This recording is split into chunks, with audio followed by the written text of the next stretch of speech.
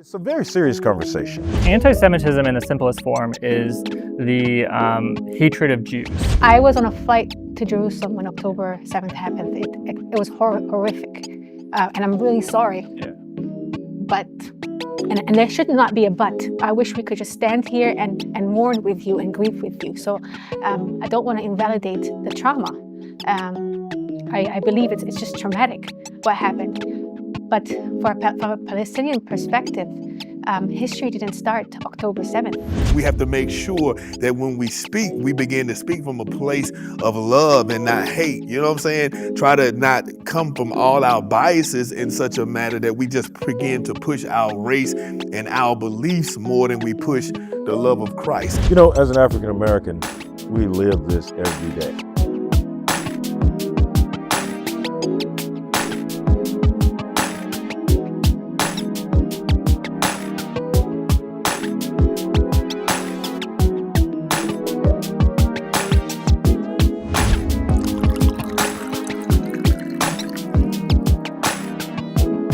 Hello and welcome to Theology on Tap with Dr. Antipas Harris and Dr. What's your name?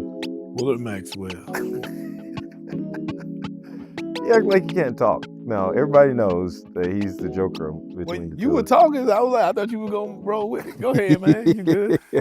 Today is a very special conversation. I'm very excited that we have very special guests here today, and I'll let them introduce themselves in just a minute. But it's a very serious conversation. Like African Americans, Jews have struggled for social acceptance on the American soil.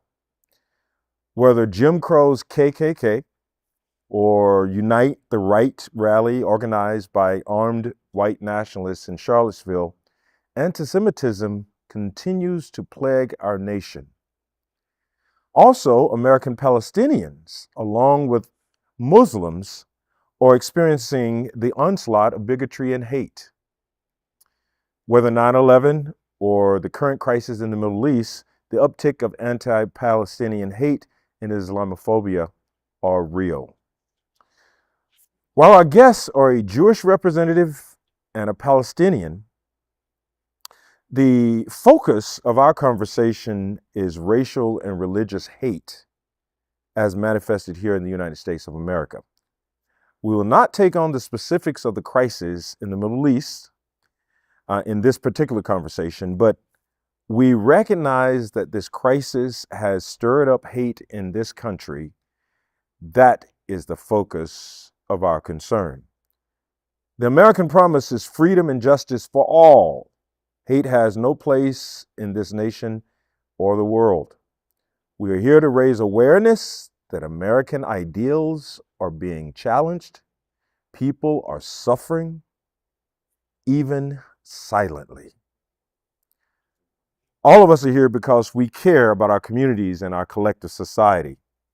And Eric and Majda are here, great friends, to share stories from their communities. And we are here to listen with the heart of love and compassion. If ever we need to have the gift of hearing and listening, it's now. The gift of compassion, the gift of coming alongside, support, and ways that we can to bring our communities together. That time is now. So thank you, Majda. Thank you for having me. And thank you, Eric, for being here today. We'll start with Eric. Eric, what is anti-Semitism? Absolutely. So anti-Semitism in the simplest form is the hatred of Jews. What does that look like? It's evolved over time. Anti-Semitism is one of the oldest forms of hate. You could trace its heritage really back all the way to the first Jew there ever was, which was Abraham, who invented monotheism. And that distinction, that particularism, that he separated himself from the rest of civilization, kind of created the Jewish people as standing a little bit different, a little bit off. And that distinction has led to anti-Semitism throughout the ages. The most common form of early anti-Semitism was religious anti-Semitism that happened shortly after the birth of Christianity. Jews rejected Jesus, rejected the Christian faith, and were accused of deicide, were accused of the killing of Jesus, either themselves involved or manipulating the Romans to do the act, which led to the Jews being persecuted and killed for centuries to come. And as time went on and anti-Semitism morphed, it created a system where whatever the problem of the day, somehow the Jews were found to blame. So, for example, during the bubonic plague, when people were dying in Europe, the Jews were blamed for causing that, even though Jews were dying in the bubonic plague. Whenever things were going wrong in history, Jews were somehow held accountable for those things that were going wrong. You see that in Nazi Germany, when the woes of World War I and the struggles that happened, they needed someone to blame, someone to scapegoat, and the Jews were blamed for that social error and ultimately killed for that. And in many ways, I think today we see this idea of the things that are wrong in the world, somehow the Jews are responsible for it. And it goes on to multiple different kind of systems, right? You mentioned the Charlottesville Unite the Right rally, right? That's one form, that's anti-Semitism from the right, where the Jews are responsible for the Great Displacement theory, right? That the Jews are somehow involved in assisting brown and black people in overtaking the white race, and somehow we are undermining the white race here in America. On the flip side, right, you have this case of Jews, being that symbol of white privilege, of white power, and an elitism, and somehow it's a power indifference that needs to be fought. There's a great way of thinking about anti-Semitism that was introduced by a woman named Dara Horn, who wrote a book called Jews Don't Count, where she described two forms of anti-Semitism. One form is, when we use, I'm using some Jewish illustrations to describe it, is the Purim style of anti-Semitism. Purim is one of our holidays that takes place in Persia with an evil person named Haman, who is responsible for planning to exterminate the Jewish people, right? And sometimes anti-Semitism is very frontal-facing. It is, we want to destroy you, we want to kill you. That's the anti-Semitism that I think makes a lot of sense to people, right? People understand that anti-Semitism, it manifests itself in instances like the horrific Tree of Life shooting in 2016, when people quite literally want to kill Jews. But she also says there's another form of anti-Semitism, which she calls the Hanukkah anti-Semitism, which is another one of our holidays, which takes place when a battle between the Greeks and the Israelites in ancient Israel. And their form of anti-Semitism wasn't that we were going to kill you, it's that you need to change in order to be accepted. So only if you reject Judaism, only if you remove your Jewish faith, then you can be accepted into the grand people. And that's an anti-Semitism we're seeing today as well, where we're seeing that Jews are being asked to leave some of their beliefs, leave some of their deeply, deeply held ideals at the door if they want to participate in the grand, in grand society. And kind of those two together are, I think, ways that we're seeing anti-Semitism today. Wow. I have a follow-up question real quick, because there's two things you said. One is it almost the Abraham about Christianity being one of the beginning of anti-Semitism, and also I'm learning right now, because I know you all definitely helped our people as far as NAACP, because it was Grimmick, last name Grimmick, Archibald Grimmick was one of the founding individuals of the NAACP, but I never heard the part as far as white race being upset because you all were helping promote or enhance black and brown people. Like, wow, like that, you get that a lot. I mean, when you said that, I was like, wow. Yeah, so that's one of these, these white nationalist forms of anti-Semitism that we see. If you looked at the shooting, so right after the Tree of Life shooting in Pittsburgh, there was a follow-up shooting at a synagogue in Poway, California. That person who committed that act specifically had on their computer, was indoctrinated in these theories of the reason that he committed this act was because the Jews were supporting this institution called the Hebrew Immigrant Aid Association, right? They were somehow assisting in bringing in people of color into America and leading to this grand replacement. And that's something, I don't want to say that we take shame in any of that.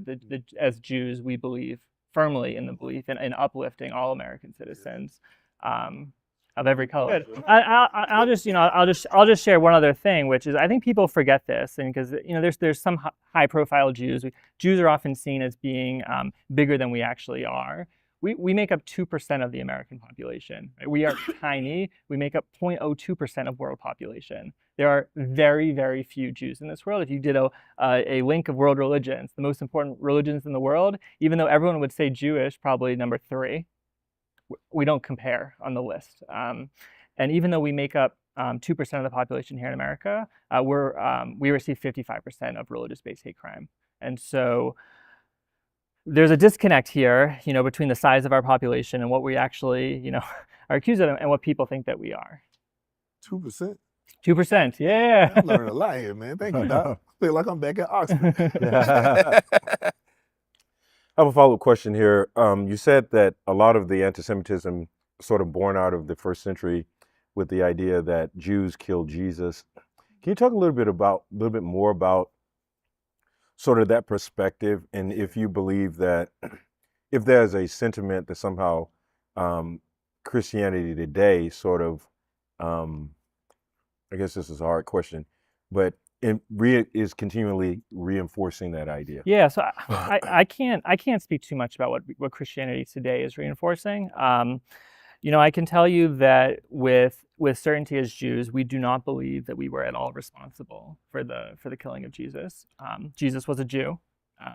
He was a person who thought differently. He was certainly rejected by the rabbis of his day. But we do not believe that Jews were at all involved in any form of his persecution and ultimately his killing. That being said, I think churches have come a long way in changing some of the sentiment that they had. I'm thinking of the Catholic Church has made headway in coming out vocally against previous accusations they made against Jews. So I don't think that necessarily that that the idea of deicide plays into everyday anti-Semitism today. But it certainly does. I remember my mom as a child telling me that she was called a Christ killer as a kid. I've been called a Christ killer. Does that fuel and incorporate and is the central reason anti-Semitism exists? No. But that certainly was a fueler for many generations throughout the Middle Ages. Yeah, no, that's good to hear. I know that there were some Christian groups, or groups that profess to be Christian, that supported Hitler. And I know that for some Jews today that have some connections back to the Holocaust, their grandparents, great-grandparents, so forth, there's continued triggers. And it was instructive for me to learn that. So I think that as Christians, it's really important for us to continually say that we reject that form or expression of Christianity. I think just to add on to that, though, something that Jews also recognize. I'm not familiar with Jewish groups that supported the Nazis. I am very familiar and acknowledging and grateful for the Christian groups that rescued Jews during the Holocaust. Yes. And that is something that we are internally grateful for. In our Holocaust Museum in Jerusalem, Yad Vashem, we have a whole memorial to what we call the righteous among the nations. Those are Christians who stepped up and saved people. Yeah. Dietrich Bonhoeffer was killed because of his position. He was influenced by the African-American Christians here in New York, who went back with the sort of a view of the faith that was more supportive than against so the Jews. So thanks you. That's very, very insightful. You gonna say something, Maxwell? No, that was it, man. It's awesome, man. Thank you for bringing them together, man. So how has the current crisis in the Middle East fanned the flames of anti-Semitism here in the U.S.? Yeah, absolutely. So I think it's important to recognize what Israel is, what October 7th was, and what the intergenerational trauma that has come since. Um, Israel exists for the first time in 2,000 years as a Jewish sovereign state, a place where, as I was sharing earlier, for generations Jews have lived in places, have grown comfortable in places, and then seen that host country turn on its Jews and kill them or expel them. And the Holocaust was the ultimate example of this, but is a long history of it happening from country to country to country. And in many ways, Israel is the answer to that, is that when the Jewish people have their own country with their own army, no one can kill them the way it's been done in history. And October 7th, you had the largest number of Jews killed in one day since the Holocaust. And the worst thing was that it happened when you had an army and you had all the mechanisms that you would expect are supposed to be there to protect you. And so on many levels, this idea of Jewish safety all of a sudden just turned, okay? And that maybe the things that we thought were protecting us weren't there. But I think that for Jews in America, what surprised us most was the reaction of October 7th. And when I say October 7th, I mean October 7th. You didn't have to wait a day for there already to be protesting. You didn't have to wait for missiles to be striking in Gaza from the IDF, right? Immediately after October 7th, you saw mass protests in the country in support of Gaza, including some incredibly horrific anti-Semitic language included into it. And I think for Jews, I could tell you myself, I'm one who my parents and grandparents spoke often of anti-Semitism. They spoke of the old country. They spoke of the fear you have. And I grew up privileged that for the most part, this has been a golden age for Jews. We have probably never existed in a country and received as much welcome and as much support as we do here in America. And when they would say, oh, you need to be careful, anti-Semitism is a problem, you kind of be like, anti-Semitism is something that exists in a different time, in a different place. It doesn't happen here. And since October 7th, you've seen a lot of Jews do a pause and say, wait a second. What happened before is happening right now. And when we're watching on the television, instances, whether it's you're seeing cases of a plane lands in Russia and there's a rumor that Jews are on the plane and a mob attacks the airport trying to find the Jews, to kosher restaurants in America who are not anything political. They're a kosher restaurant. They're Jewish, being boycotted, being protested, being their windows smashed. When we're seeing individual shop owners put up signs that say "No Jews allowed." Wow. Just this weekend, you're watching videos on TikTok of people shouting in a subway, like, all the Zionists have to get out. And we view that as Zionist as code word for Jew, because the whole almost Jewish 90% of Jews in America are Zionist. So I think in many ways we are experiencing a level of fragility that we didn't know existed, and there's some of it that's physical violence. We're seeing physical violence against Jews, and we're seeing a lot of rhetoric. And then I'll also add, at the same time of all of this happening, is that you have the media picking up on it, and it's like the #1 news story every single night. You can't open up CNN or Fox News without reading something about the Jews.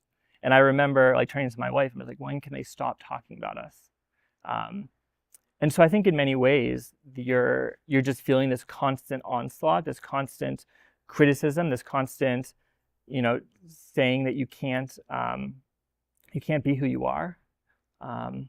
We've had situations here on the peninsula in Virginia where Jews have been told they cannot participate in events unless they disavow any feeling they have towards Israel. There's no other ethnic group in the world that would be told, hey, you're Chinese. The only way we can have a Chinese cultural event is if you somehow say China's bad. It doesn't happen. And so I think we're looking at this moment of Jews are being treated in a way that no other group ever is treated. And to be honest, it's scary. Hmm. I'll s- No, I want to go back to something you said. You said Zionism and Judaism is sometimes used interchangeably. 90% of the Jews in this country are Zionists. Can you explain Yeah, absolutely. So I'll just say that a the little bit? two words are not interchangeable. So Okay. Judaism is the belief in Jewish ideas and values, and ultimately the Torah, right? That God gave to Moses. We just celebrated Shavuot yesterday, the giving of the Torah. Zionism is the belief in self-determination that Jews have a right to a state in their ancestral homeland. They're two different ideas, but they're also linked. So Judaism has the connection to Eretz Israel, to the land of Israel, intertwined throughout. Our Siddur, our prayer book, where we pray from 3 times a day, includes constant prayers, yearning for return to Israel. For 2,000 years, since we've been exiled, every Jewish religious person has prayed to ultimately one day return to Israel. Many of our holidays are routed around Israel. We just celebrated Shavuot yesterday, which is the harvest holiday, where we celebrate the wheat harvest in Israel.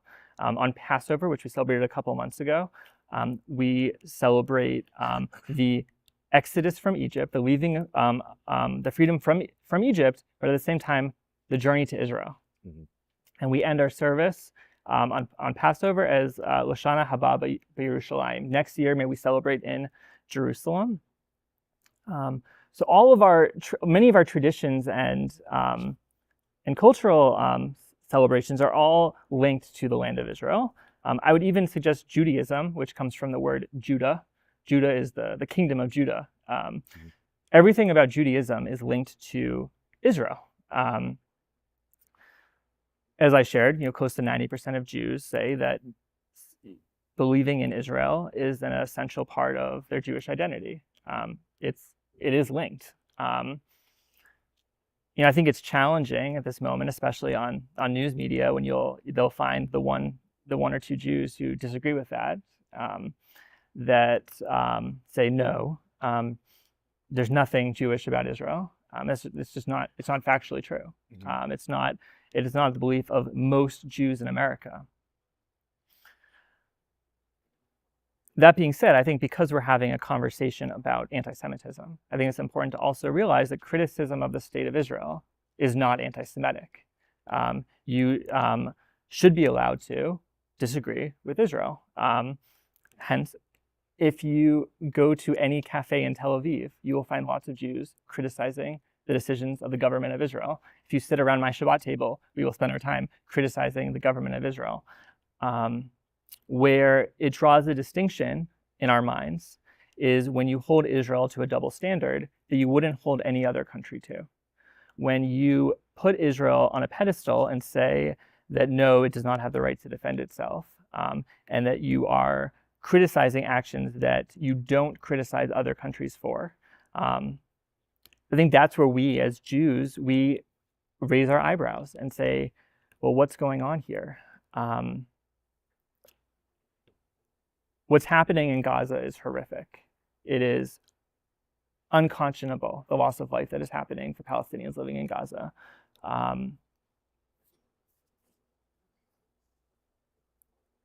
The outrage that is happening in America in the streets has not happened for other atrocities. 500,000 Syrians died in Syria. We didn't see people on the streets protesting in the level that they are today. And as Jews, the way we interpret this is that it's because it's a Jewish state. Because the only Jewish state in the world is doing this act, it is being criticized. And it's alarming for us.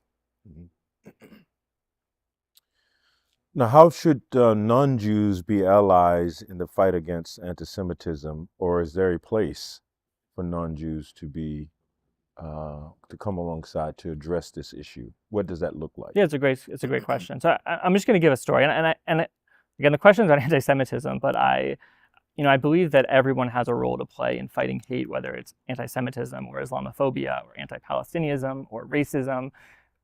everyone has a responsibility to fight hate. And I'm going to share a story that I found very impactful by this man named Corey Fleischer, who lives up in Canada. He worked as a power washer, and he one day was driving to work with all of his power washing equipment in his truck, and he passed a swastika on the road, and he kind of just like drove by it. And all day it was bugging him because he had every tool he needed in the back of his truck to erase that hate. And for some reason, there was something stopping him, something that was just like, this isn't my problem. This is someone else's problem. And it bugged him all day. So he got off work and he immediately drove back home and stopped at that swastika and erased it. And ever since, he hasn't been stopping the erasure of hate. I think that every person has that same like pickup truck that with the power washer in the back, that they have the tools at their disposal that they can use to fight hate. I think that people need to feel empowered, like they can do something.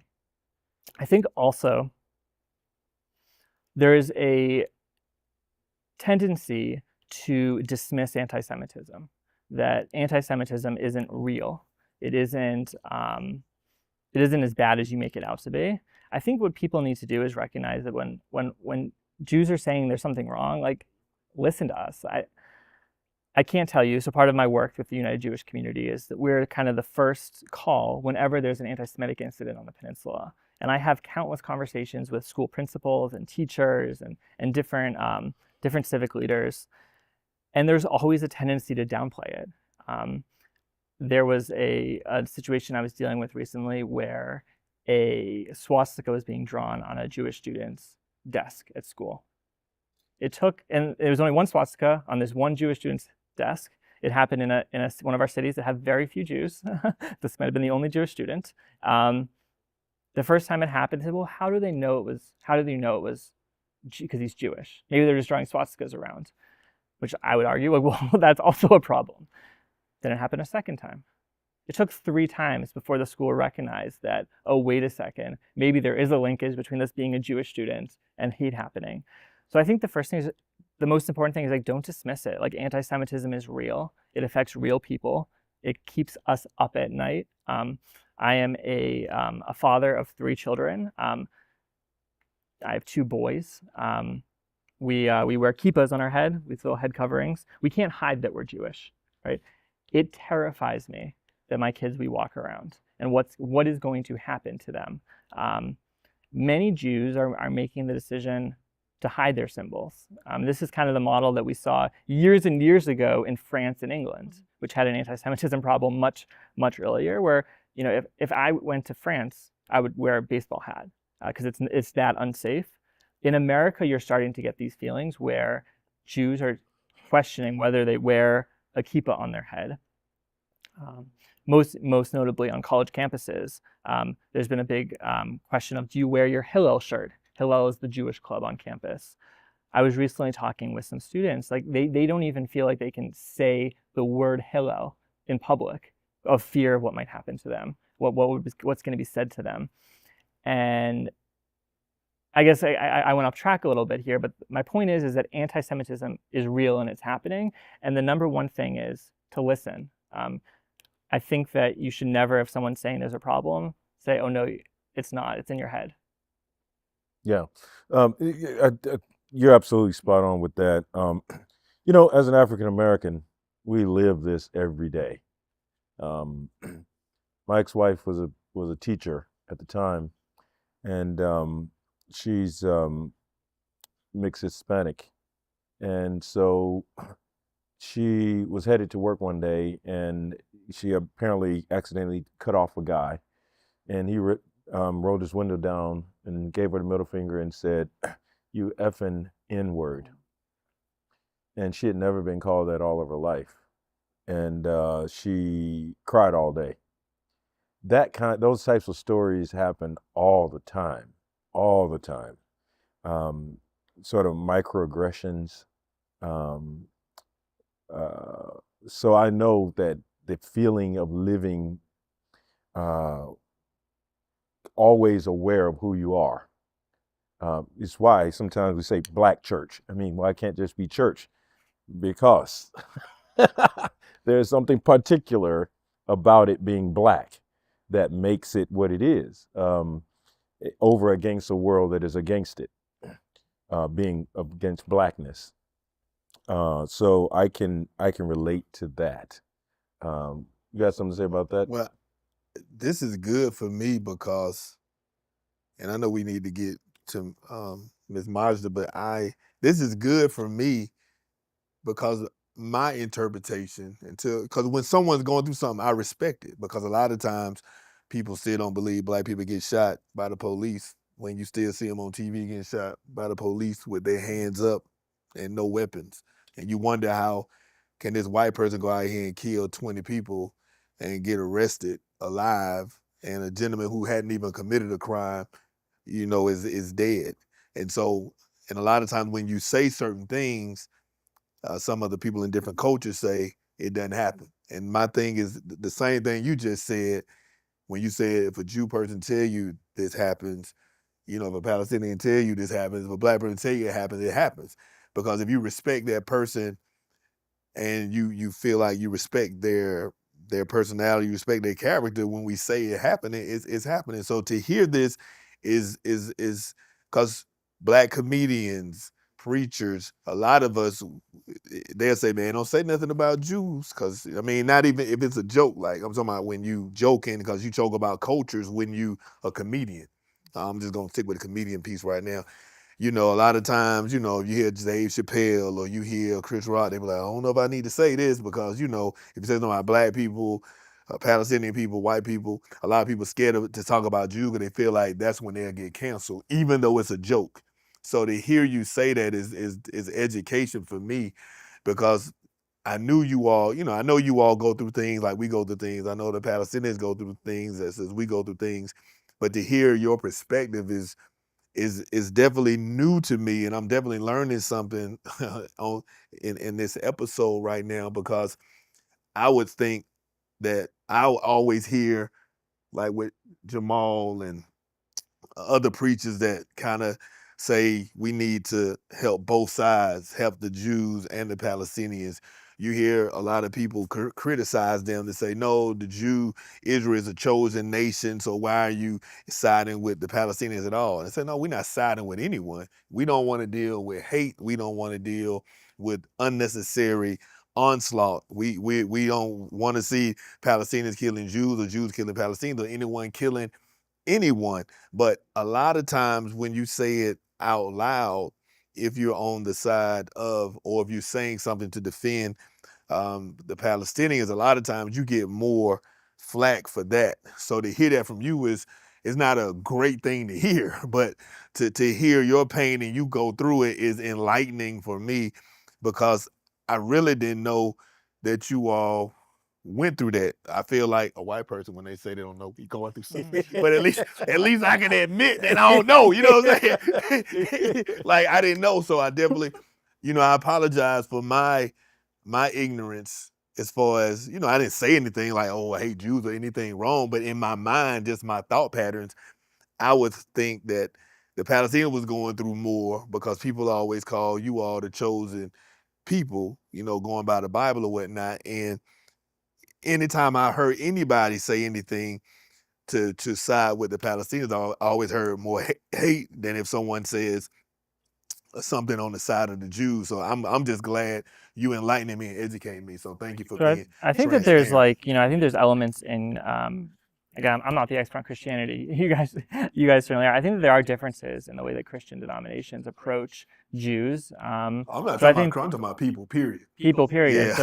So I think that in general, though, at the base of what you said, I think in general, I think we need to see more embracing of like humanity and the humans of Yes. people, right? Like, hate anywhere is horrible. It needs to be uprooted. It doesn't matter if it's against Jews or if it's against Palestinians or if it's against African Americans or if against Yes. Muslims or, fill in the name. Yes.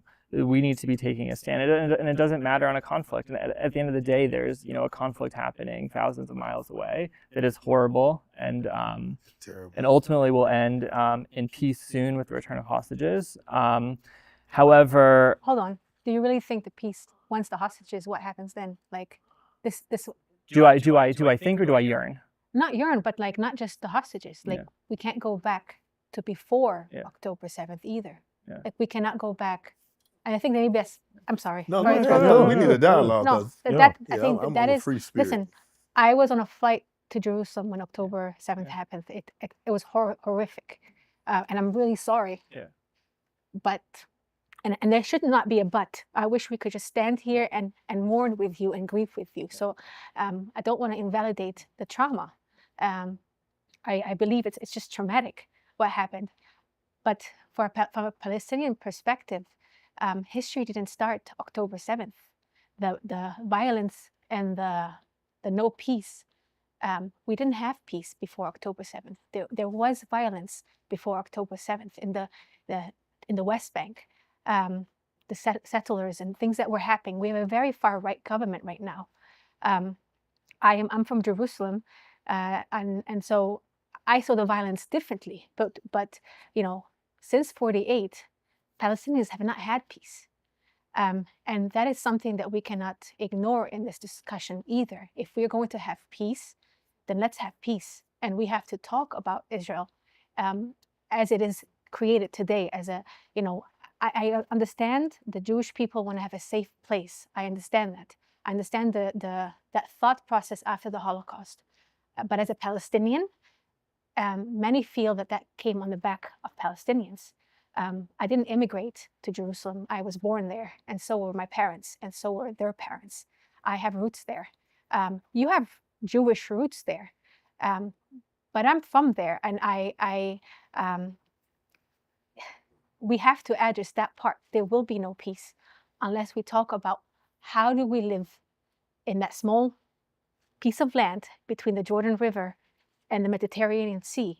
How do we, how does an ethno-state exist? Because that's what it is. Israel is a Jewish state. It's an ethno-state. Mm-hmm. How can we have conversations about how does that exist and ensure that people there, whether they are Palestinian citizens of Israel, whether they are East Jerusalem Palestinian residents who live within Israeli territory and cannot even vote, how do West Bank Palestinians get to live there and have equality and have freedoms? And how do Gaza residents who are Palestinian live there? Until we have that discussion, I'm so happy, and I pray for the day that the hostages come back home. And I pray also for the, over 4,000, 5,000 Palestinians in Israeli detention centers who have not been charged with a crime. They have no access to lawyers, who've had to deal with that even before October 7th. I guess the point is, like, unless we talk about the roots causes, and until we deal with the real elephant in the room, there will be no peace. We will continually have cycles of violence. And in summary, for me, history didn't start October 7th. There was never any peace to begin with. Can I ask you a question? Because you said something about the no voting piece. When I went to Israel to do a tour with Dr. Guns, we had a Palestinian guide, a Muslim, and we had a Christian guide on another bus. And so I was on the Palestinian bus first. Anyway, long story short, he was telling me, and I want to know if this was true because I've said it before. He was saying that in Israel, where we were, that the Jews had one type of license plate and you all had another type of license plate. It depends on where, like. And if you're in the West Bank, you would have a different license. He was saying that they couldn't drive in certain places. Yes. You couldn't drive in certain places if you were Palestinian with a certain license plate. But if you were Jewish, you could go everywhere. Like, how true is that? Because, he was Palestinians are fragmented. So we have the state of Israel, and then you have the West Bank, and you have the Gaza Strip. And those were the places that you were supposed to have. After Oslo, that was going to become the Palestinian state. But that never happened. And over time, the West Bank has been taken over more and more by Israel. We have a lot of Israeli settlers there. So about 80% right now is under Israeli military control. So when he was talking about that, he was talking about Palestinians living in the West Bank. They have some rights to govern themselves under the Palestinian Authority.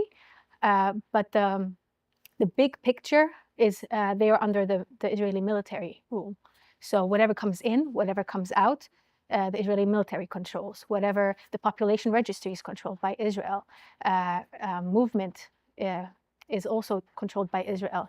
And over the years, there have been a lot more settlements built there.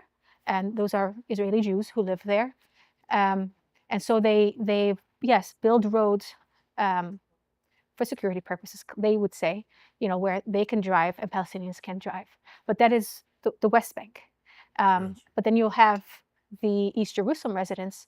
They are Palestinians, and they pay taxes. They live in Jerusalem. They work with Jewish people.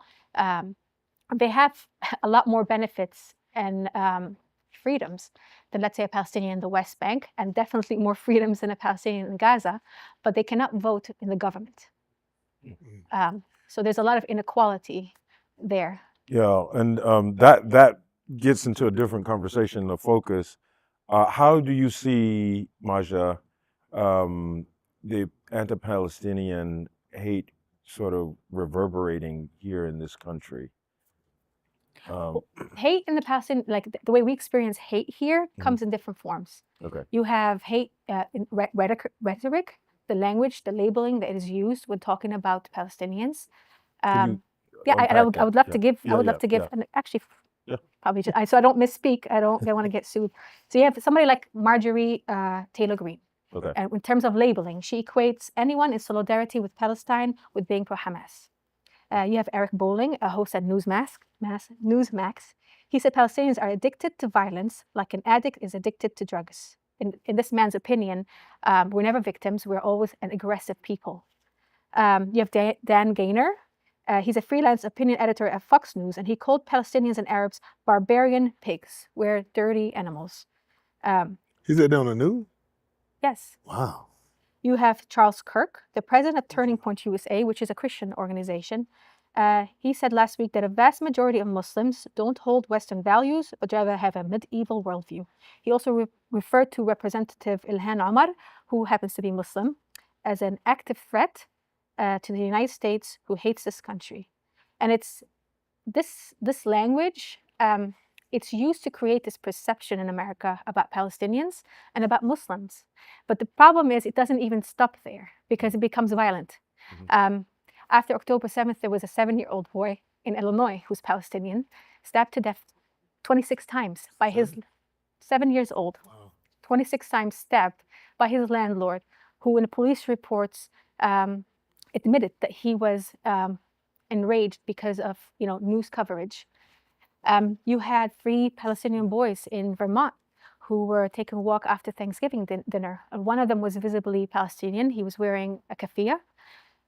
They were shot. One of them is paralyzed today. But you also have protesters, marching in Austin, Texas, who were marching for a ceasefire. And it was a peaceful protest, and my friend was there. And a man was walking back to his car after the protest, and he was stabbed. So language translates to violence. But so it also creates this environment of being really, I thought twice about coming on the podcast. I don't want to put a target on my family. I don't want to be labeled. So I'm afraid to speak and talk about my experiences because I don't want to be labeled. And I thought twice. It took me months before I put a small Palestinian flag in my front yard. I was really afraid of what my neighbors would think. I was afraid of losing my job, or I'm a freelancer, so job opportunities. Am I really afraid that my husband would lose his job? Because we hear of the stories in our community about people who have lost their jobs. Another form of hate is doxing. You have well-funded organizations like the Canary Mission, and that organization has existed for years, and it targets mostly Palestinians who are very critical of Israel, who might be involved with the BDS movement, who might be organizing in college campuses to create Palestinian chapters, who want to see a change in our foreign policy in the US towards Palestinians. And yes, some of them are anti-Semitic. There's no question. Some of them are anti-Semitic, and the language they use is not acceptable. But that it could be somebody who's organizing to make a change for the community, and it could be somebody who's literally anti-Semitic. You end up on that list with a picture of your face, like they take a picture of your face from social media with all your identifying information, and it leads to blacklisting in jobs. We have a young man from our community. He interned in New York at a big corporation there. And he was doing really well until October 7th. He thought he was going to get a job. He didn't get it. And he asked why. And when they told him it was because of the symbolism that he used on his social media. The only symbolism he used was a Palestinian flag that you put under your name. My own mother has called me to tell me, please remove it, because she is afraid of what would that do for my job prospects and for my husband's job prospects. So doxing is very real. But so is also academic censorship. Recently, there was even a report on Columbia University. The board of directors chose to shut down the website because editors refused to remove a journal written by a Palestinian human rights lawyer who wrote about the Nakba as a legal concept. The Nakba is the catastrophe, for us, the catastrophe. It's when Israel was created. For us, it's considered a great catastrophe because of our experiences. They tried to shut that down, and it took the media outrage to put that back up. This young man was also in Harvard. He wasn't allowed to publish it either. But there's also, fear of getting sued, and there's a lot of funding on organizations that are suing nonprofits that are pro-Palestinians. They're going after them with claims that some of these organizers at the college campuses are the Hamas wing of the foreign Hamas wing, propaganda wing of Hamas. They're very loose accusations. They probably will not hold in court. They will not win. But that's never really the goal. The goal is to intimidate. The goal is to make us use our very limited resources to defend ourselves, to destroy our reputation. I haven't donated to any cause when it comes to back home because I'm afraid that one day it will come back to bite me and I will be labeled a pro-Hamas supporter, and I am absolutely not a pro-Hamas supporter. So thanks for that. I think it's important that we understand the language, right? Mm-hmm. What is Hamas and what are Palestinians? And you mentioned Muslims, and it's like, are they all the same? Or are they, Hamas, Muslims, Palestinians? If Palestinians, you can be a Palestinian Muslim, you can be a Palestinian Christian, and Christians there are from various kind of like ethnic backgrounds. Mm-hmm. You could be a Samaritan. In Nablus, we have the Samaritans. Mm-hmm. It's a small community, but they still exist. Mm-hmm. It would be great if you guys visit. Go there. But just to so clarify, that's the Palestinian to the people. Yep. And then Hamas is Hamas was really after this. It really grew more. And I'm not an expert on. I'm an expert on my experience and things that I have read. But there are people who are just a lot smarter. They can tell you this. But you're saying Palestinian and Hamas are not the same. No, it is. It's part of. It is the same. Not the same. Palestinian are the people. Okay. And just like you have, and within that people, there are different people who are fighting for freedom. They're actually, Hamas is complicated. It's a political party, and within that political party, there's also the militant Islamic Brigade or something. I'm not an expert on this. Yeah, so, the only thing is I just wanted to be clear that Palestinian, from your perspective, is not one and the same. No, because you could be Palestinian. Yeah, I'm Palestinian. I'm not a Hamas member. Yeah. I'm not a Republican member or a Democrat member, and I'm not a KKK. I'm just American. So it's the same thing. It's I'm like American. Saying white people in KKK is the same. Exactly. Okay. It's not. And I think that's the problem here. Yeah. That is this on purpose. It's done to label all Palestinians are Hamas, and that's absolutely not true. Yeah. In fact, there's no Hamas was suppressed in the West Bank. They're the enemies of Fatah, which is another political entity. Mm. So they had lost a lot of support actually in Gaza too. So in terms of the way they experience here in the country of hate, the way I understood you is that people assume that because one is Palestinian, one is all support of Hamas. They're not. Is that, They don't assume. They are being told. or they've been told? And they They are don't being told. research. It is labeling. And Yeah. see, the thing about it, what I learned, remember, Eugene, were you there when I interviewed that Republican guy that kept, anyway, well, you know how you and I always talk about, man, what we talking about, man? When they talk about Black history, they were calling it, what was it we were talking about?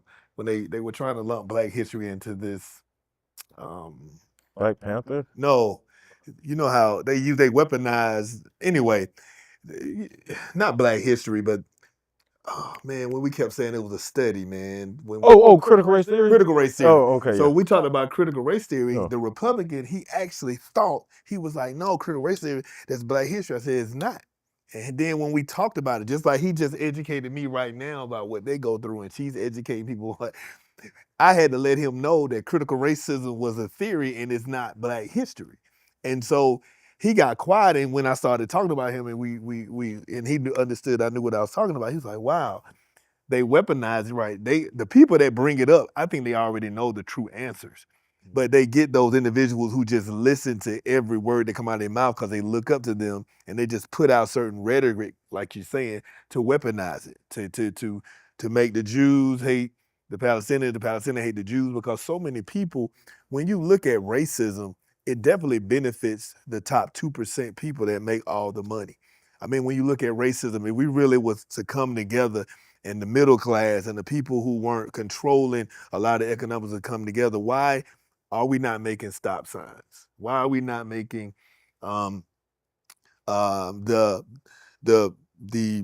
mattresses and things of that nature? They use all that stuff in jails. You understand? And if the people were to come together and we begin to see how much control the upper echelon has, because to keep people separate is power, and to keep people separate is power for certain people.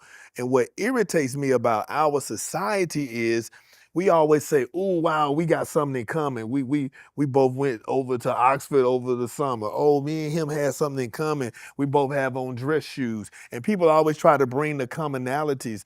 We need to really start learning how to celebrate our differences, because our differences are what makes us powerful.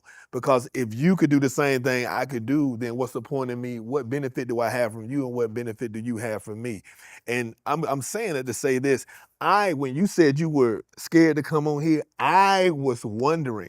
And we only in the middle because we the host.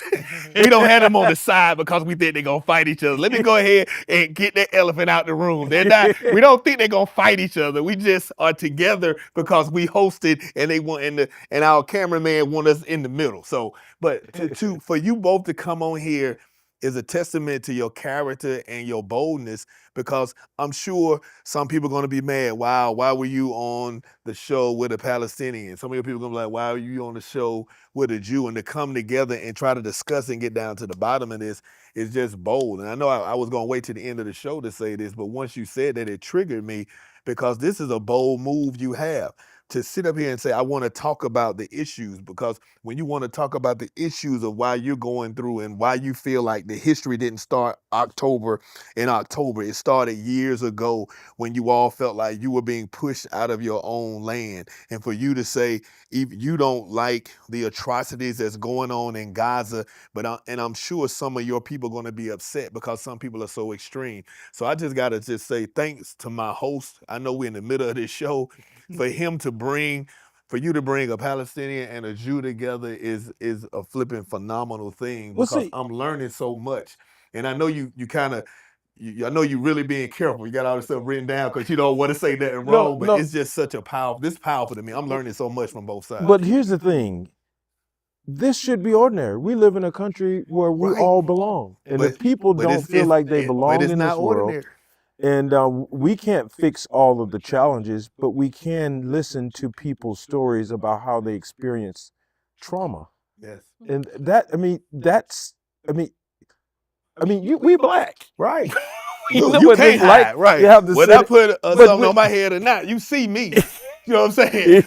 When I see a police officer behind me, I'm scared every single Brother, time. Even though I bring the police together, even though I'm a volunteer police chaplain, I know that I'm black, and it's a chance that some cop is going to think I'm a criminal because of the rhetoric they put out. So the same, which is what you're saying. right? Rhetoric, What you've been, yes. the rhetoric that you've been, Yes. that's exactly the experience that we have, Yes. which is why I don't see this as phenomenal as it is just real. It's like people allowed to, and I always wondered kind of what do other people experience that will make them feel oppressed as if they don't belong. So to hear these stories, it connects with a part of me that's deeper than I can express. I was yesterday, Shavuot, I saw Jews walking, and I thought to myself, how many of them are self-conscious that they have the kippah on? And for you to sit here and say that, it just spoke to what I was thinking yesterday. Same thing when I see Palestinians want to celebrate their flag. I'm like, they are celebrating their native country, but what does celebrating their identity mean to other people when they look at it and make them feel oppressed in their own identity? And it's the same thing when it comes to, African Americans.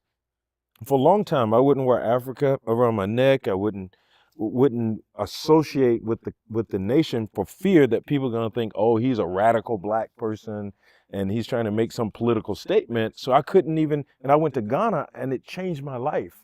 And I came back and I said, I want to be fully who I am. So for you to say that, I think it's a problem in a country that claimed to be the home of the free, land of the free, home of the brave, how we are stirring the pot of division to the point where people have to go into silos to feel safe. Yes. And that's how we got black church. They're afraid to go in the white church because they're afraid. That's how we, it's the same. So there's a part of this conversation that makes me feel like I belong here. Yes, because it's like I never knew that a Jew or some Jewish people felt oppressed, like I'm scared to express myself and wear my symbolism. You understand? I understood the Palestinians for what goes on, but I didn't understand it. So to hear you, and then to me, whenever you talk about black love, and whenever you talk about, when we talked about critical race theory, when we said it wasn't a black history, it was a theory, you two put a violent banner on there. Yeah. Like we had talked about something violent. We just educated them on what the critical race theory really was. And because Republicans weaponize it so much, and people weaponize it so much and don't really want to hear the truth of what it is, they put an explicit, be careful. We don't curse on here. Well, most of the time. Well, we He edited it out.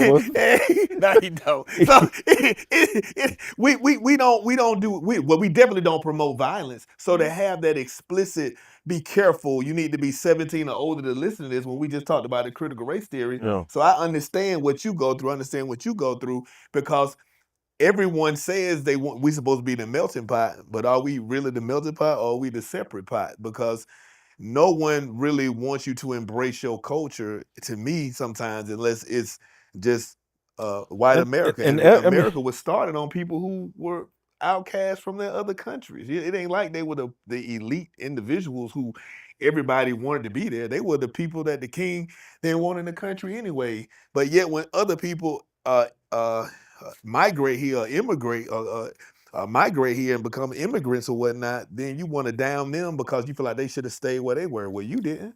Right. I don't understand. But anyway, I do feel like, I feel good, man. I feel accepted right now. You don't feel that all the time. So, well, I think that it's a shame in 2025 or 2024 that, we are regressing in many ways. And there is no denying that we feel connected to our stories in different ways. But we have got to come to a place where people in this country should not feel threatened for being in their own skin and believing their own ethnic or religious identity. That's not what religious freedom is about. right. Right? It shouldn't be like that. And And for a group of people to be labeled in the ways that you've said it, the news does this. The news has a way of framing things and making and sort of creating this cesspool of hate in many So ways. is the church. And the church, and the church. You know, I wanted to go back. Glad you said that, and I want to hear more about what you mean by that. While you think about it, let me just respond to this side Okay. to the Jewish community. The reason I ask you, in what way does the Christianity continue to support anti-Semitism? And you were very gracious. I have been increasingly encouraging students in Christian ministry formation. Sometimes when preachers preach, we refer to groups that may have been Jesus's interlocutors in ways that sound like a whole group of Jews. Like instead of saying the Pharisees or the Essenes or his interlocutors, I've heard preachers just refer to the Jews. They don't really mean it the way it sounds, but it communicates.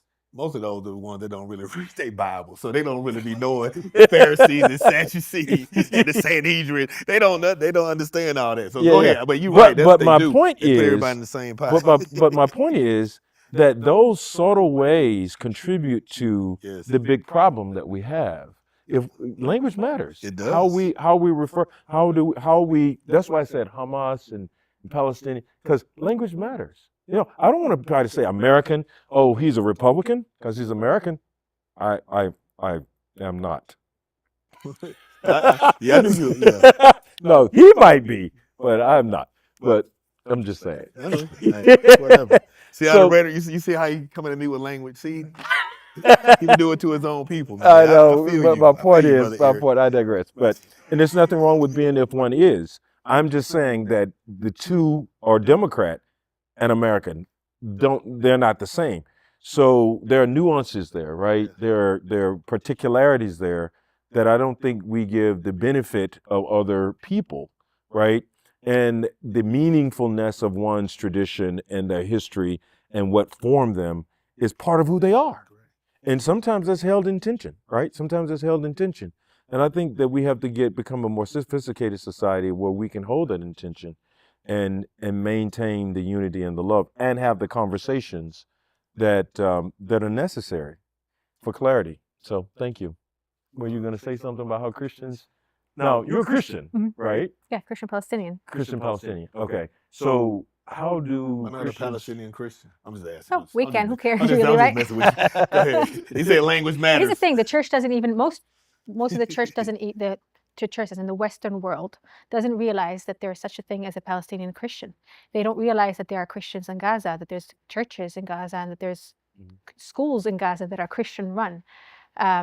So you want me to answer that? Well, because they think Christianity started here. That's why they need to that read is his the book. Plug no, your book Christianity right started quick. in the Tell 'em Middle about East by a Christianity. Jewish man. So we cannot sit. There's this thing that go around. They talk about Jesus was Palestinian. It's foolish talk. Okay, it's just a thing to say. But it is that Christianity was born in the Middle East, in that piece of land, and since the day it was born, there have been Christians there, and Palestinian Christians are some of the earliest Christians, and they've held a presence there, and they've gone through various different occupations, but they're still there. So that's something that we cannot forget.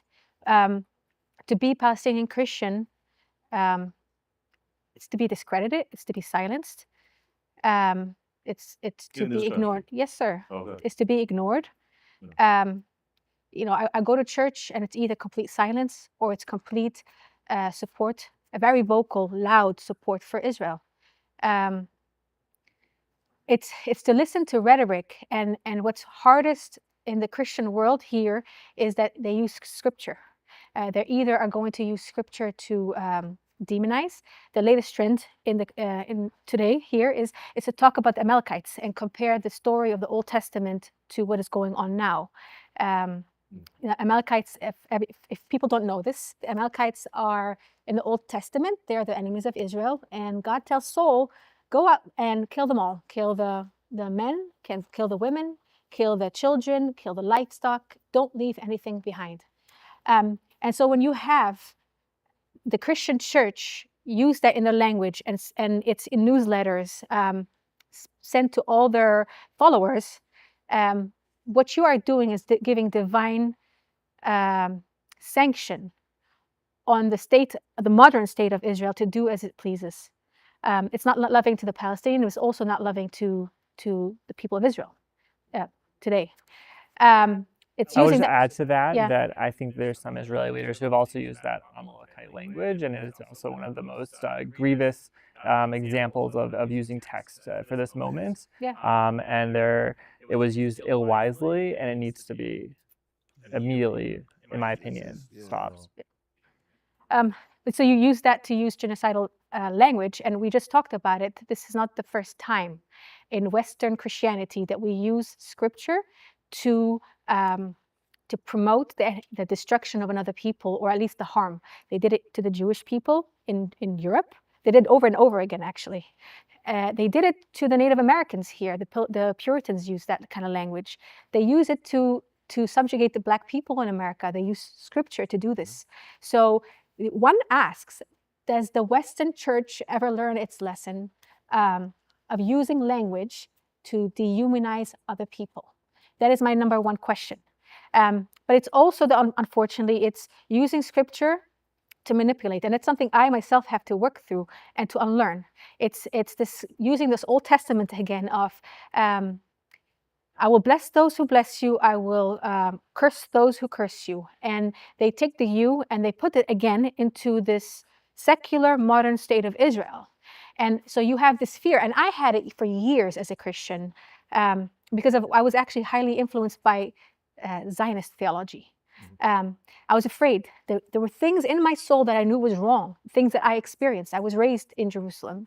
And you're afraid to criticize the state. You're afraid to say, this is wrong. You're afraid to say, but I belong here too. And what about me? Because of this fear that God is going to somehow come down and judge me and take away all of his blessings because I criticize the state of Israel. That's also how many, that's why we have so many Christians today in America that are silent because they're being taught that you have to bless those who bless Israel, and if you don't, you will be cursed. We literally used, there was a senator in a hearing recently who used the same verse when he was grilling, I believe that she was a Columbia University dean. He literally used this verse. So using scripture to push a certain narrative or to stop people from talking about the Palestinian-Israeli conflict, it's just very difficult as a Palestinian Christian to walk into this church and to worship with someone like that. I have a Palestinian member of my community. He's Gazan, he's Christian. His entire family lives there. His father passed away in the Catholic church that he was seeking shelter in. He didn't have access to medicine. He had health issues, so he passed away because of lack of access. His sister and his mom made a difficult decision to flee to Egypt, and the route that you have to take is very difficult. She collapsed. She's 18 years old, collapsed and died. How do you think he feels living here in the States, here in Virginia, to walk into a church where his people have been compared to the Amalekites? We have language by the ICEJ, Israel Mission, the Israeli Christian embassy, that's based out of Israel, but has representation all over the world. The language that was used was Palestinians have a bloodlust for the Jewish people and nation. Never ever talking about and I don't have a bloodlust. I really do not. I'm Palestinian. I don't want any more blood spilled. But what about our story and our narrative? Why don't you ever talk about why we are where we are? Why don't you ever give Palestinian Christians a platform to talk about our experiences? As a Palestinian Christian, we're only given a platform when they want us to, in Christian circles, when they want us to talk about Islam, to talk about, I'm actually originally Muslim. I'm one of those few who, converted. There are plenty who never converted. They are literally Christians from thousands of years, but I'm one of the few who's converted from Islam. They only want to give me a platform if I'm going to talk about Islam. And to break it down in American language, they want me to be the Candace Owens of the Black community. You know, they only want Whoa, us. shots fired. No, it's not shots fired. Yeah, it Listen, was. You there just are don't know you there are did. conversations. There are conversations that need to be had about Palestinian society. There are. Yeah. There are conversations to be had about Hamas and their use of violence. You know, we should be having these conversations. But in the Christian community, that's all you want me to talk about. You never want me to talk about my experience or my friend's experience in the West Bank or Gaza living under Israeli military rule. That's the big no. I've walked into churches, and when I've introduced myself and said I'm from Palestine, and I stopped after that, I start using neutral terms like Jerusalem. I was told to my face, there's no such thing as Palestine, there's no such thing as Palestinian. And then I was told about, you know, this. They were amazed because they visited Israel, and it was this barren land that, you know, Israel has done so much to get it to where it is today, and they have. It's you know, Israel today, as we know it, they've done a lot in that land, but it certainly was never ever barren. There were a people group that lived there. But you know what? When I went on the tour to Israel, the only reason they let us go to Palestine is because Guns took us, and when Guns went over there, Reverend Guns. Yeah. Let's be clear about what you. I know. I was Yeah. You throwing this So, language of Guns Bishop- around. Bishop, well, Guns, the Reverend Jeffrey Guns. When we went, yeah, I got you. We went over there with Jeffrey Guns.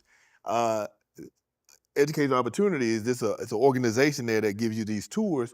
The only reason we able to go to Jacob's Well and other places in Palestine is because Bishop Guns has so much pull with them and favor with them because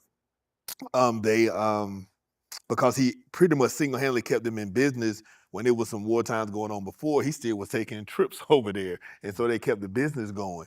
And so a lot of them don't understand what's in Palestine or what's over there because most of the tours won't take them into Palestine because they feel that it's too dangerous. So a lot of times when people speak, they speak and thinking they speaking from an educated place, but they're actually speaking from ignorance because they really didn't have the experience of it. They only going by what they hear from other people and don't read and research, you know, on their own. So I definitely can understand what your frustration with that.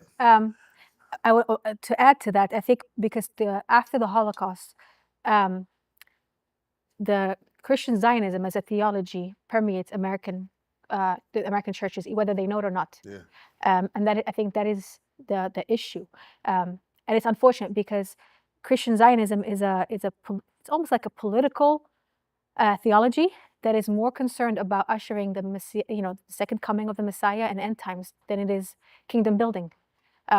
Which that to me is the biggest message. It's what is our Christian witness to the world, to Palestinian Christians who are grieving, and to our Muslim brothers and sisters. Like it's as a Palestinian, I feel so embarrassed to know that in my name, in my faith's name, we are more concerned about ushering in the second coming of the Messiah than we are about teaching the gospel, the love of Christ, and that the fact that we are all made in the image of Christ.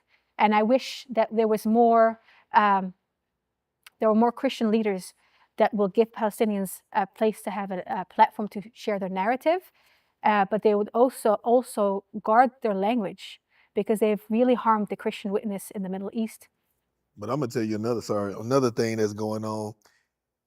Christianity here, Western Christianity, you know, as I say, my brother wrote, is Christianity a white man's religion? Definitely get his book. It's good. You probably need a thesaurus in a dictionary when you read it, but because he uses these big words, but it's definitely a good book. It took me a long time because it's so many big words in there, seriously.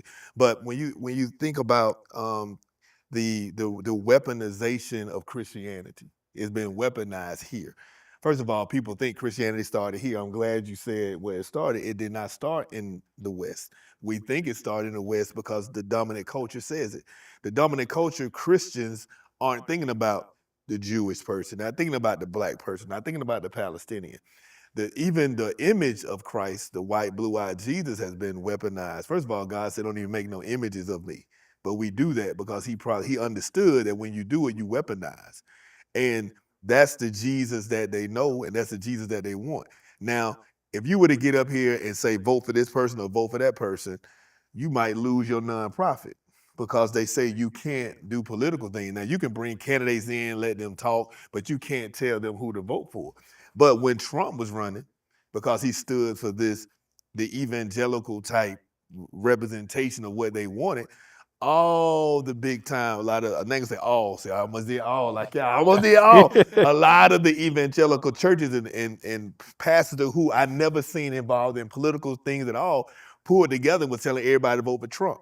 No one threatened their nonprofit status. No one threatened their 501c3, but they galvanized. Even now, even though he's been convicted as a felon or whatnot, they still are coming together. Like people I never have seen say anything political have been coming up and saying how the judicial system needs to be revamped. They didn't speak when Trayvon Martin got shot. They didn't speak when things in Gaza happened. They didn't speak when Israeli and things of that, those things happened. But when Trump was convicted, here they come talking about the judicial system in America. But out of all the inequality, the judicial service system in America is so unbalanced. They even let you know. They have the scales unbalanced. If you look at the scales of justice, it's one high and one low. They letting you know that it's two different types of justice here in America. They giving you the imagery of it. And so when I look at it, when you look at it, it's not just, it's missing you, and it's gonna miss the more lower, not my thoughts, the more lower in their mind you are on the totem pole. You know, as far as dark and as far as Palestinian and as far as different countries, as far as the further you get away from the westernized look, the more oppressed I believe the Christian church becomes with the rhetoric sometimes. Because even if you look at the movie, The Book of Eli, it shows you how you can weaponize religion so much. They were fighting over the Bible all that time so they could take these words and be able to manipulate and control that city and control that town. So we as Christians, we as preachers, we as elders, we as rabbis, we have to make sure that when we speak, we begin to speak from a place of love and not hate. You know what I'm saying? Try to not come from all our biases in such a manner that we just begin to push our race and our beliefs more than we push the love of Christ. And I just see how I never realized how, like sitting right for here, Christians, I can see the love of Christ, the Christian, right? yeah. But I'm just saying, you know. But Right. even Gandhi said it'd be more Christian if it wasn't for the Christians. So, Well, and we got to wrap this up because we're gonna because it's getting late, and I want to make sure we acknowledge Shabbat is coming on. But from what I hear you saying, I've been listening. There is a political agency at work, right? yes. That I think that is undermining people and people groups, and then I don't want to ignore ways in which in this country, we've heard this consistently, Christianity has been hijacked by political agenda. Yes. And we know that from our Black history, culture has hijacked Christianity over and over and over again and used Christianity as an agency for political expediency. And I think we have to be responsible to that, acknowledge it, and also cry aloud, like the prophets say in the Hebrew Bible, cry aloud and spare not, right? We have to speak to that, right? Slavery was sanctioned by Christian thought. I don't think it was proper Christian thought. And now you're saying that even in Christian churches, there are people in the pews who, and you said it right, there is a political agency at work that is among those Christian thinkers that are ignoring the people who they should be extending love to. And I think that's important. And I think when we talk about anti-Semitism, something similar has happened. There's an attack on a people historically in this country that has not been taken consistently seriously. In the same way we hear in your story, it's the same thing in the Jewish community. People are not listening to the stories and taking it seriously. There should not be a Jew walking down the street afraid to wear his kippah for fear of who's going to shoot him and why. That's crazy. And you can raise the European flag. You can raise the, I've seen many of the Brit flags. Nobody ever calls that into question. And so somehow to raise a flag of your home country out of sort of identity association suddenly means that it is against something else. So one has to shrink oneself in order to validate another. And I think that we really got to think that very seriously, and those of us in leadership positions need to be cognizant of how we are being used in political arms to harm people. And you really helped me because, they have, you have flags, you have the keeper. And it's funny with black. And the Israel flag. Israel flag, yeah, I'm just saying. I'm not brave enough to put an Israeli flag on my lawn. But see, he didn't talk about it, so I just talked about, I'm really talking about what he said he wears and what she said she flies. And the thing about it is that we all are in a country. I mean, we are theologians. We are professional people. We are successful in what we do in life. We're not struggling from check to check or anything. Well, speak for yourself. Whatever, man. I just sold you a big house. So don't lie. We in church this time. We ain't at my house. So you don't lie in church. But the thing about it, so when you fly your flag, when you fly your, I'm going to say flag since he want me to tell you flag, even though he told you he wears keeper, but he don't really fly his flag. But when you talk about an American flag, do you always agree with what America's doing? I don't fly American flag. Let me talk. So I don't have a flag. You don't have a flag. I mean, at the end of the day, this is the thing. But when you talk about black love and you talk about love for yourself, some people feel like you attacking white people. If I say I love black people, I say I love my people. If I say, hey, I'm proud to be black, some people take it as if it's an attack on them. Just as they take it when she flies her flag, they take it as an attack. When he does his symbolism, they take it as an attack. It's not that we don't love what we are or don't love our country or don't love our fellow citizens. It's just, like you said, we have our own skin, we have our own personality, we have our own identity. Mm-hmm. And what I really hope in this country is that Dr. King's dream comes fruition where, you are able to express your full self without feeling oppressed. And I don't want to say it makes me feel good because it doesn't, but to hear other people from different ethnic groups and different nationalities, different religions, I know you're my religion, but we doing certain things and we all are going through the same thing. And I'm not saying I'm proud that we have company, but it makes me understand that other people do understand the struggle of my people, because there's other people in America that's not just black that go through the same things we go through. Because I definitely didn't understand that Jews went through what we go through. I know they do have anti-Semitism, but I didn't know people didn't feel like your stuff was real. You understand? Because they tell us, they don't say anything. Most of the people I'm around don't say anything about if Jewish people teach about the Holocaust or what happens. But if we talk about Black history, they want to erase it from school. They want to erase it from the history.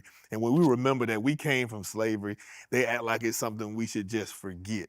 So to hear you talk, it's been very eye-opening. It's been, I don't want to say refreshing, but it really helps me see the struggle that America is going through, not just with my people, but with all people. So thank you. So many people are suffering silently. Yes. And I think to have an opportunity to share your story one should not feel threatened as if they're going to lose their job. We feel this way. Yeah. Certain things you can't say because when I was growing up, they used to say, keep your head down, boy. Don't you talk. You talk too much. You be quiet now. Don't you be quiet. You grew up at that college, then you be quiet. You just say yes now. You got your head to say yes. Right. Because if you speak your truth or your story or your thoughts, and it is traumatic. Yeah. It is so traumatic. Don't be too smart. I know you was going crazy. They'll tell you don't say it too much because you don't want to show up and show out and look like you embarrassing the white person that's over you. And so you had to a lot of times dumb yourself down to be accepted, because if you saying something that makes sense and it's smart, they feel like you being a smarty, like in a different way. But to have civil discourse, and we need to be able to disagree. This to disagree is not a bad thing, and to not see things the same way needs to be seen as a gift. Yes. It's called civil discourse. Yeah. Now we It's called can't even. stressing yourself. People don't want to be stressed. If you agree with everything I agree with, then how will we grow? You can't grow. Well, see, that's how you and I are great friends, because we never agree. So at all. That's why I was so amazed. I was like, wow, we agree. I'm so glad he has you and you. I just don't like to say, man, thank my colleague, man. I agree with him with this one. Go ahead. great. Thank you. Thank you for sharing your story and the story of your community. This is just so rich and thought-provoking. And I hope we are able to do more of this in our community so that we can get to know and appreciate each other deeper. I think that's the call of faith. No matter what tradition, the call of faith is to love and to express that love in ways that faith has not always cultivated. So thank you, Eric. Thank you. Thank you, Liza. Thank you. Yes, thank you both.